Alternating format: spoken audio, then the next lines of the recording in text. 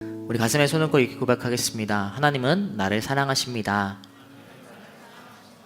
하나님의 사랑에 나는 위로를 받습니다.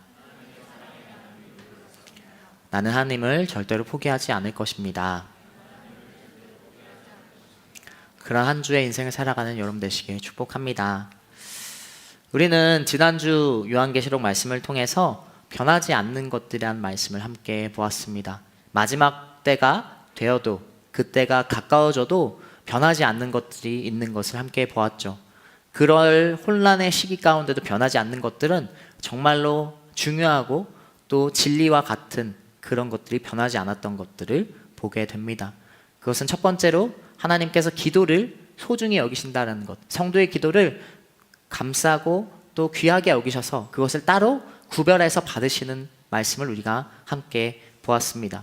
그래서 우리가 중보의 기도에 대해서 또 함께 나누었고, 또 두 번째로 하나님의 권세에 대해 무적행에서 나오는 악의 메뚜기 그런 굉장히 악한 것들이 있었지만 그것조차도 하나님의 섭리 안에서, 하나님의 권세 안에서 심판에 쓰임받는 것이었다라는 것을 우리가 함께 보았고, 또 마지막으로 마지막 때에도 그럼에도 하나님께서 돌아오시길 간절히 바라지만 회개하지 않는 완고한 자들, 완악한 자들이 있다는 것도 함께 보았습니다. 우리는 하나님 앞에서 이렇게 변하지 않는 진리 가운데 이 말씀을 기억하면서 살아가야 하는 것이죠. 더 나아가 오늘 말씀은 우리 무엇을 보게 됩니까? 오늘 말씀을 통해서 그리스도의 증인은 어떠한 삶을 살아가야 되는지 함께 보길 소망합니다. 여러분, 세상에서의 증인 그리고 법정에서의 증인은 어떤 것을 이야기하는 사람입니까? 제가 참 좋아하는 프로그램인데 증인은 진실을 밝히기 위해 이야기하는 사람입니다. 법정에서도 마찬가지고 어떠한 자리에서도 어떠한 사건과 어떠한 것에 대해 그 어떤 상황, 그 사건에 대해서 일어난 일들을 진실하게 이야기하는 사람이 바로 증인이죠. 진실을 밝히기 위해 이야기하는 사람입니다. 그렇다면 그리스도의 증인은 어떠한 것을 이야기하는 사람일까요? 진실을 넘어 우리는 진리를 밝히는 사람인 것을 발견하게 됩니다. 진실과 사실 그리고 진리는 다릅니다. 물론 그것이 동일할 때도 있지만 진실과 사실이 진리를 이야기하지는 않습니다. 우리는 그리스도의 증인으로서 진리를 밝히는 사람입니다. 그러한 삶은 어떠한 삶인지 우리 1절과 2절 말씀을 통해 먼저 함께 보도록 하겠습니다. 1절과 2절 말씀 함께 읽겠습니다. 그러고 나서 다른 강한 천사가 구름을 입고 하늘에서 내려오는 것을 보았습니다. 그의 머리 위에는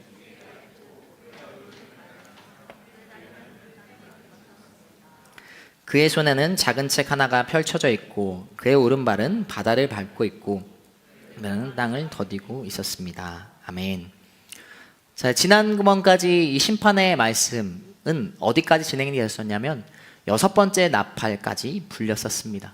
6번째 나팔이 불리고 7번째 나팔이 불리기 전에 요한은 오늘 말씀에 나오듯이 한 천사가 하늘에서 내려오는 것을 그가 목격하게 됩니다. 앞서 7인에 대한 재앙에서도 6번째 인이 떼어지고 7번째 인이 떼어지기까지 어떤 사건이 기록되어 있던 것을 요한계시록 7장의 말씀을 기억하면 우린 발견할 수 있습니다.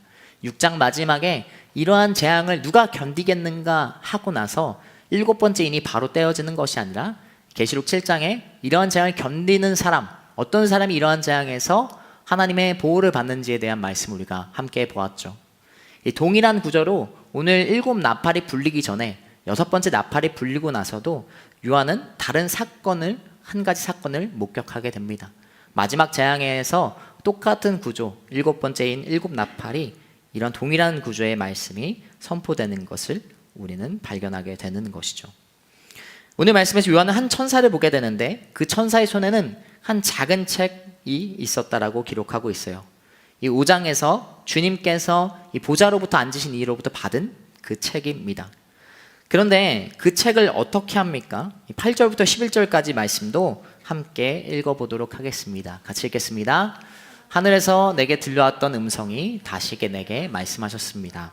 너는 가서 땅과 바다를 디디고 서 있는 천사의 손에 펼쳐져 있는 책을 취하여라. 나는 그 천사에게 가서 그 작은 책을 내게 달라고 했습니다. 그러자 그가 내게 말했습니다. 이것을 가져다 먹어라. 이것이 내 배에는 쓰겠지만 내 입에는 꿀같이 달 것이다.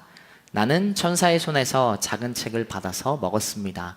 이것이 내 입에서는 꿀같이 달았지만 먹고 난 뒤에 배에서는 썼습니다. 그때 그들이 나에게 말했습니다. 너는 많은 백성과 나라와 언어와 왕들에게 다시 예언해야 할 것이다. 아멘.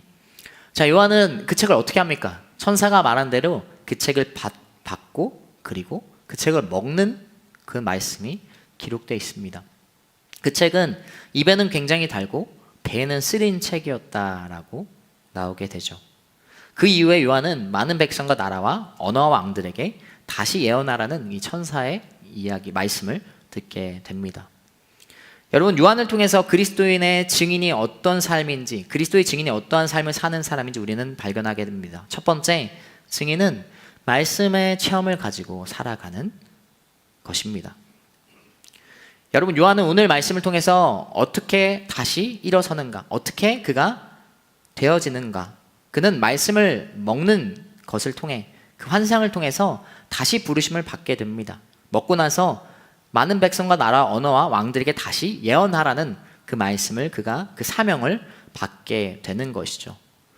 그는 6번째 나팔까지 환상을 보고 7번째 나팔의 환상, 이제 마지막 종말, 7번째 나팔이 정말로 이제 마지막 때의 것을 이야기하는데, 이제 그 가운데 자신의 사명은 끝이라고 생각했을 겁니다. 6번째 나팔까지 불렸으니까 이제 내가 모든 것을 다 했다, 모든 것을 마쳤다라고 생각했을 겁니다. 그 마지막 때를 앞두고, 그러나 그가 받는 새로운 사명은 앞으로도 더 많은 것을 그가 감당해야 된다라는 이야기였죠. 실제로 그의 인생은 어땠습니까? 마무리 단계에 이미 있었습니다. 로마 제국으로부터 핍박과 압박을 받았고, 그가 있는 곳은 반모섬에 위치해 있었다는 것을 우리 함께 보았습니다. 유배된 상태였고, 그리고 이제 정말 나이가 많은, 이제 나이가 차서 정말 하나님께 나아갈 시간만을 기다리는 것이 그의 인생이었죠. 그런데 그가 이 책을 받아 먹음으로, 그 환상을 통해서 말씀의 능력을 먹고 체험함으로 다시 하나님의 부르심과 사명을 가지고 일어서게 되는 말씀이 바로 우리가 읽은 말씀입니다. 이 말씀을 먹는다라는 표현은 구약에서도 이미 여러 차례 쓰인 표현입니다. 많은 선지자들과 예언자들이 위기와 고통과 어려움 가운데, 그리고 마지막 때라고 생각이 들었던 그런 상황 가운데 하나님께서 그 예언자들에게 말씀, 두루마리를 먹고 너가 다시 일어서라고 이야기하시죠. 에스겔 3장 1절과 2절, 그리고 예레미야 15장 16절 말씀은 이렇게 기록하고 있습니다. 함께 읽겠습니다. 그분이 내게 말씀하셨다. 사람아, 내가 보고 있는 그것을 먹어라. 이 두루마리를 먹고 이스라엘 족속에 가서 말하여라. 내가 입을 벌리자 그분이 내게 이 두루마리를 먹이셨다. 예레미야 15장 16절, 주의 말씀을 찾아 제가 먹으니 주의 말씀이 제게 기쁨이었고 제 마음의 즐거움이었습니다. 만군의 하나님 여호와여, 이는 제가 주의 이름으로 불리기 때문입니다. 아멘.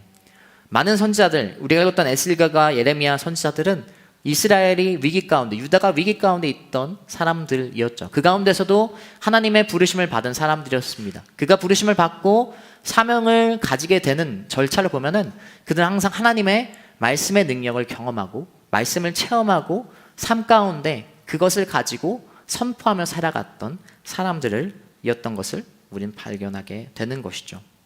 주님의 말씀, 주님의 음성으로 말미암아 우리는 부르심, 사명을 가지게 된다라는 것입니다. 여러분, 그리스도의 증인으로 살아가는 삶은 어떠한 삶입니까? 말씀의 소중함을 알고 그리고 말씀을 체험하며 살아가는 사람들이라는 것이죠.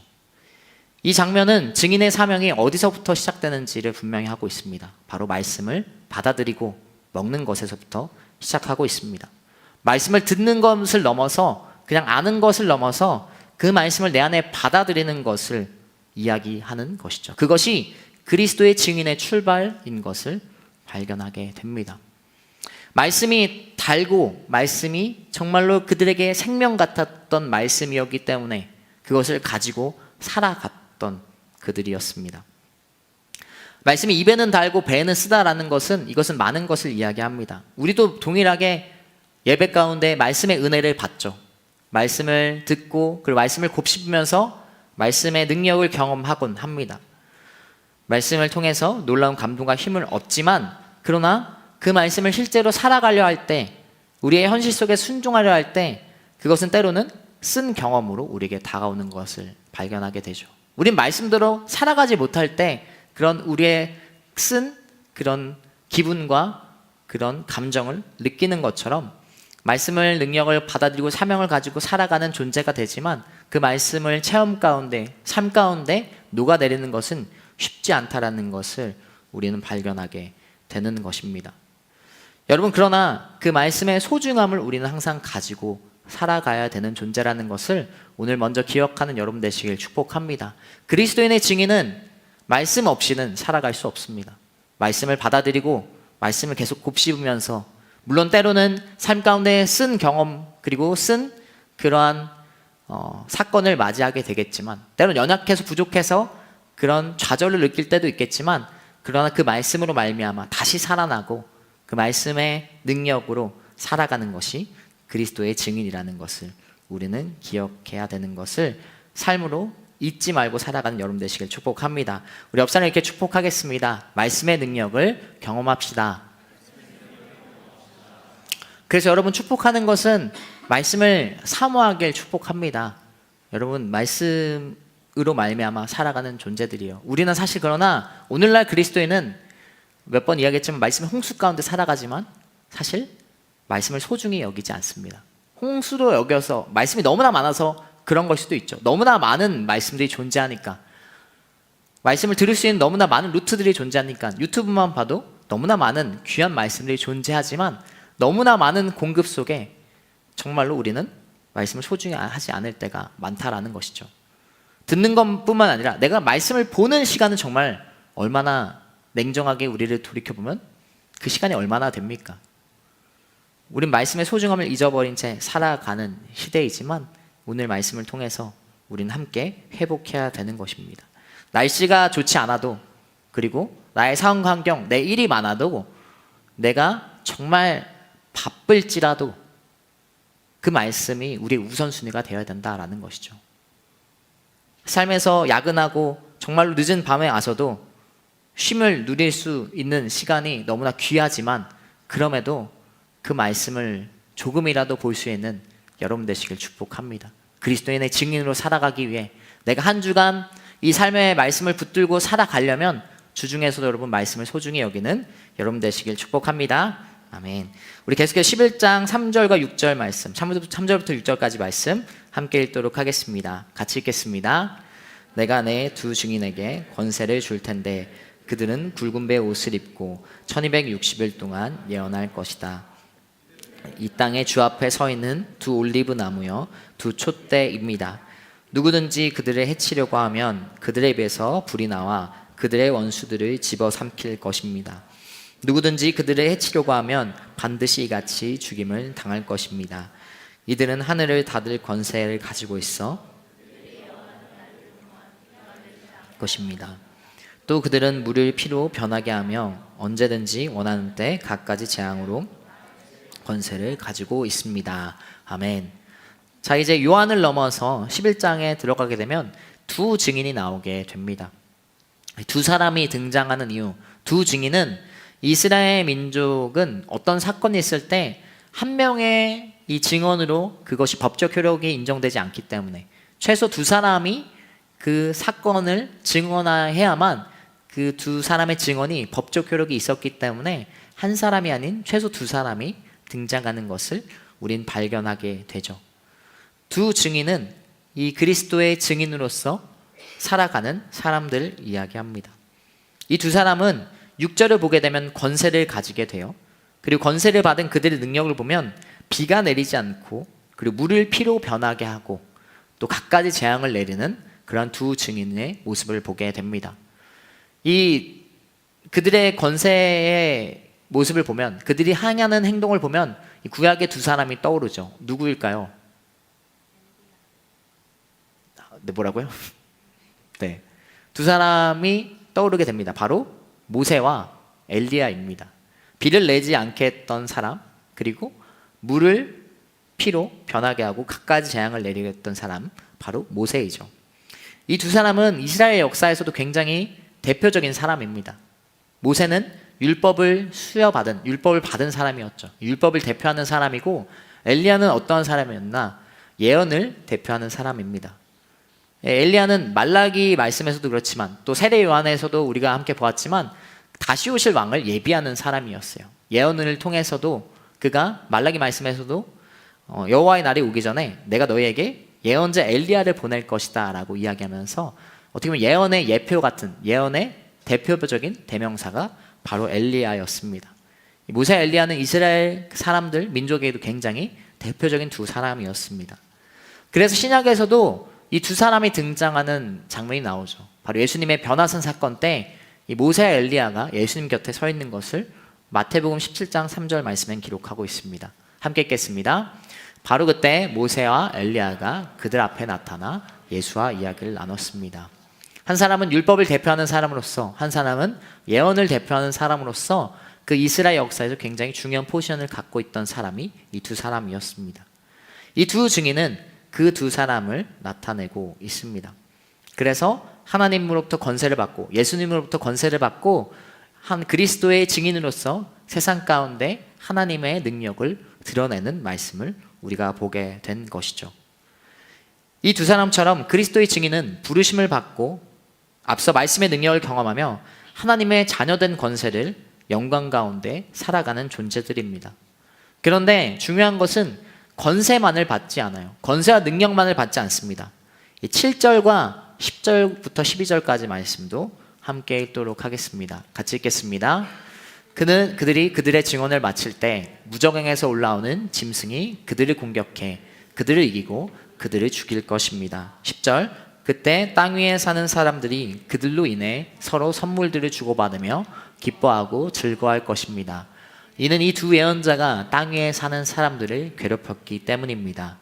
그러나 3일 반 후에 생명의 영이 하나님께로부터 그들 속으로 들어가니 그들은 제 발로 일어섰습니다. 사람들에게 큰 두려움이 엄습했습니다. 그때 그들은 하늘에서 그들에게 말하는 큰 음성을 들었습니다. 이리로 올라오라. 이에 그들은 원수들이 지켜보는 가운데 구름을 타고 하늘로 올라갔습니다. 아멘.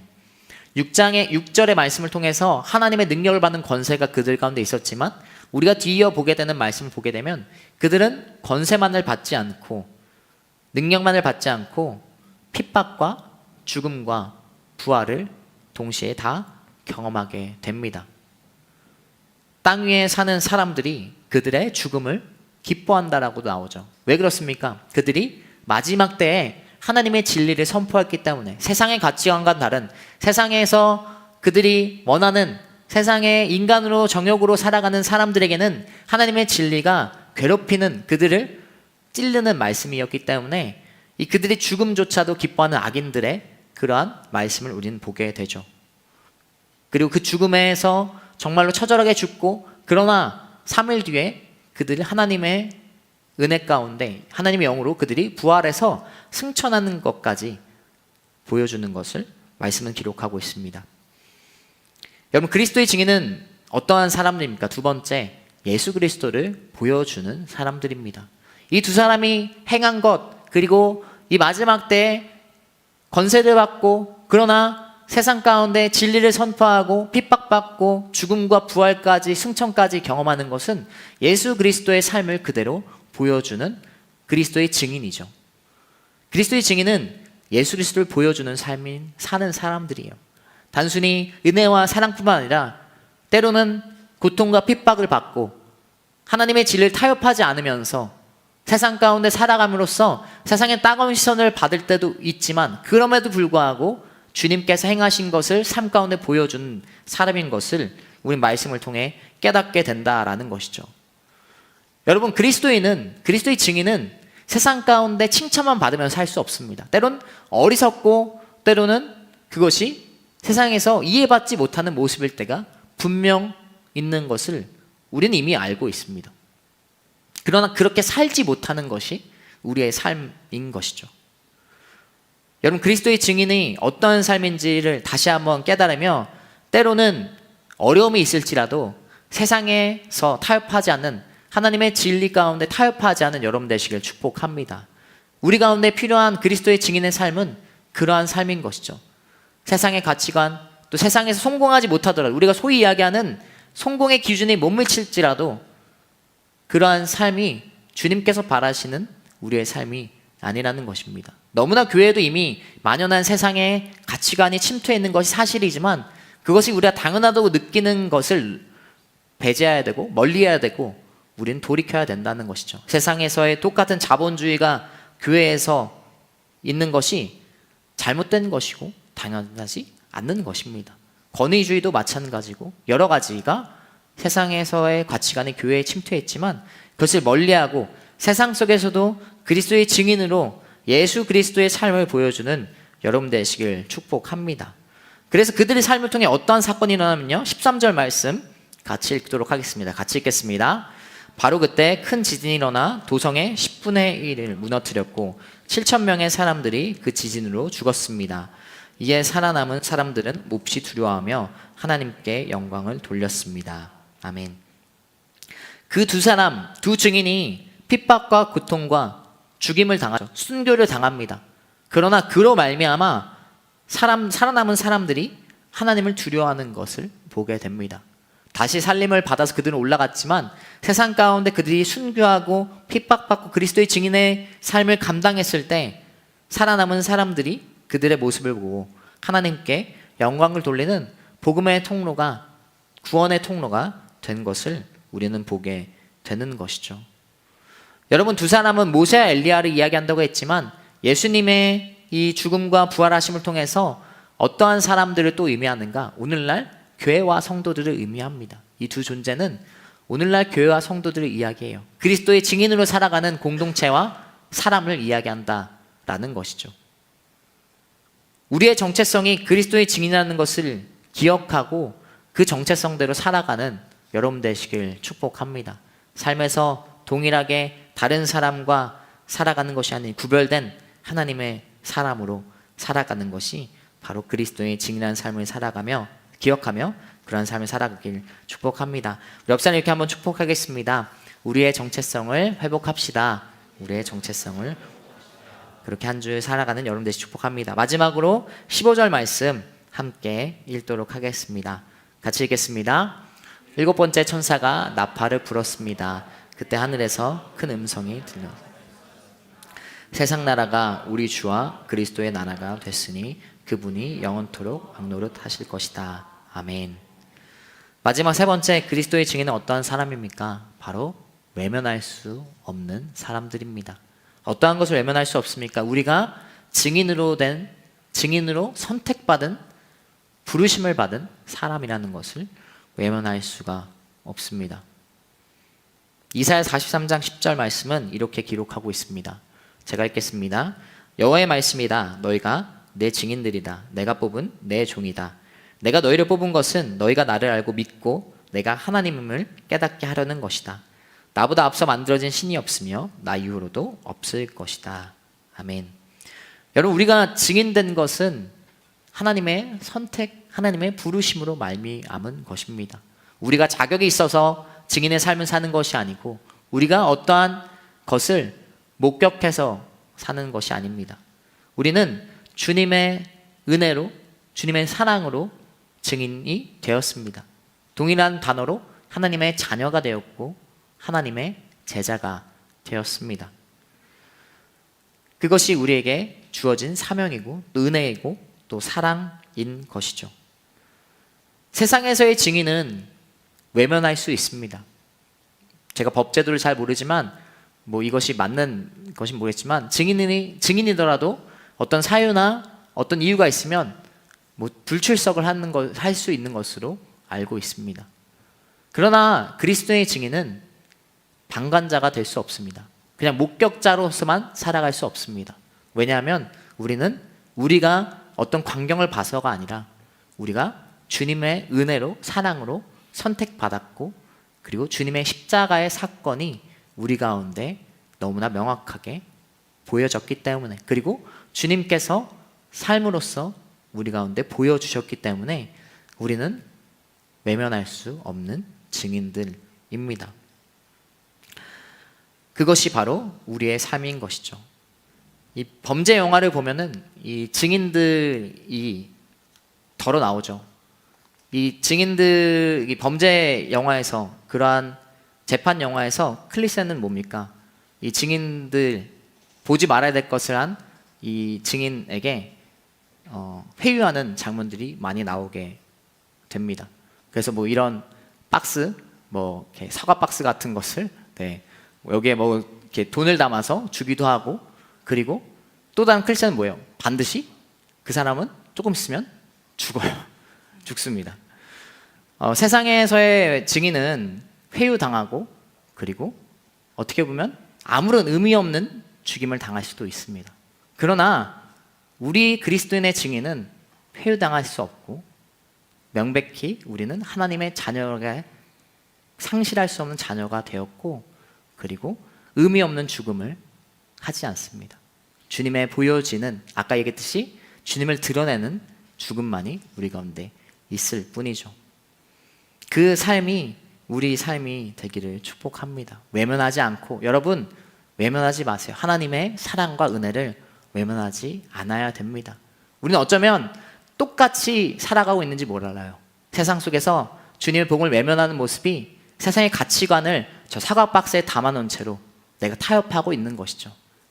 저 사과 박스 안에 돈은 아니지만, 돈일 수도 있죠, 물질과 가치관을 가지고 나는 회유당하고 있는 삶을 이미 살아가고 있는지도 모릅니다. 우리가 그리스도의 증인으로 살아가는 삶을 살아가고 있지 않다면 우리는 세상에 회유를 받고 세상에 살아가는 그러한 사람들의 모습일 겁니다.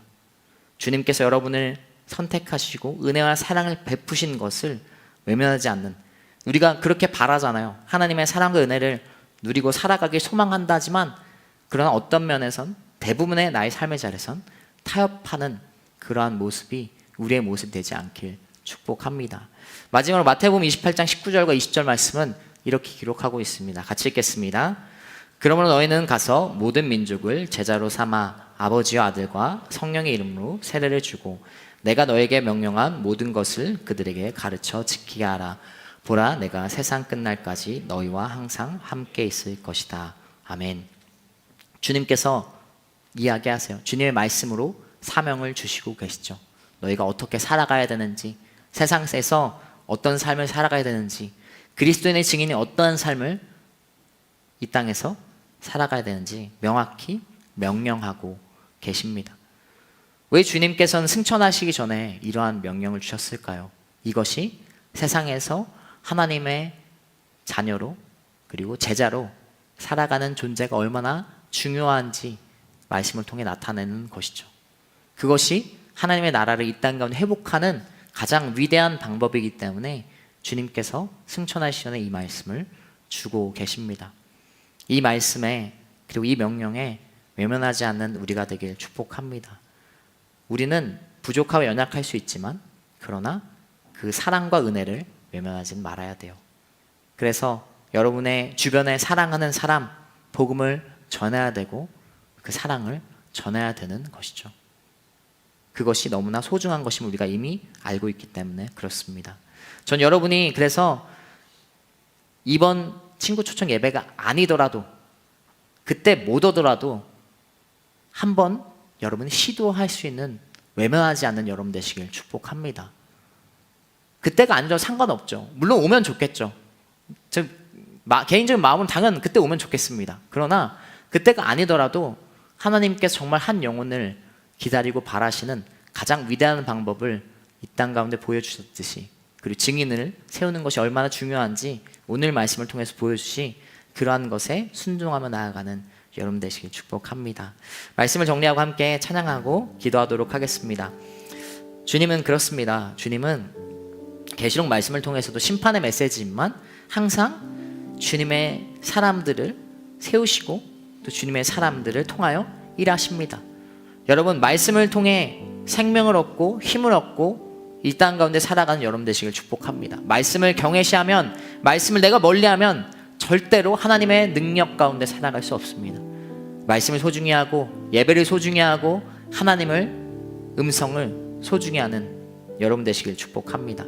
그리고 더 나아가 주님을 그 말씀의 능력을 가지고 주님의 삶을 살아가는 여러분 되시길 축복합니다. 그리고 더 나아가 하나님을 그리스도의 증인으로서 외면하지 않는 여러분 되시길 축복합니다. 우리 함께 찬양하고 기도하도록 하겠습니다. 함께 찬양할 때 하나님, 주님께서 우리 가운데 이미 그 은혜의 삶을 보여주셨습니다. 내가 그 순종하며 나아가는 하나님의 사람 되게 하여 주옵소서. 복음을 가지고 살아가는 하나님의 자녀가 되게 하여 주옵소서. 함께 찬양하며 나아가도록 하겠습니다.